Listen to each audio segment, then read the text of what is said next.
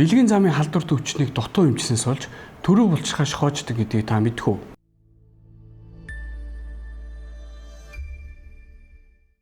За, төрөө булчирхай нь давсагны доор байрладаг, хэмжээгээр хушигтай ойролцоо эрхтэн байдаг.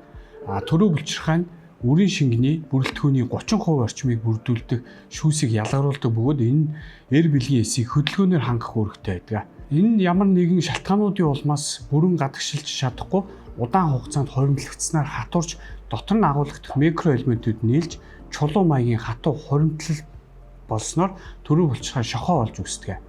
За, төрөө булчирхай шохоожилт үүсэх шалтгаанууд: нэгдүгээр 40-с дээш наснд төрөө булчирхай шохоожилт үүсэх магадлал их байдаг бөгөөд төрөө булчирхай эхоогоор энэ маань харагддаг. Хоёрдугаар төрөө булчирхай архаг өрөвсөл. Төрөө булчирхай өрөвсөж хавагснаар өрөвссөн хэсэгт микроэлементүүд хоримтлагдаж хатуур шохоожилт үүснэ. За, жишээ нь бол кальцийн фосфат, кальцийн карбонат зэрэг чулуунууд үүсдэг. За, гуравдугаар төрөө булчирхай томрол. За, дөрөвдүгээр бэлгийн замын халдварт өвчин ойр ойрхон авсны дараагаар төрөө булчирхай өрөвсөл үүсэж шохоо үүсч болно. За, төрөө булчирхай шохоо нь байрлал хэмжээнээс хамаарч янз бүрийн зовир өгч болно.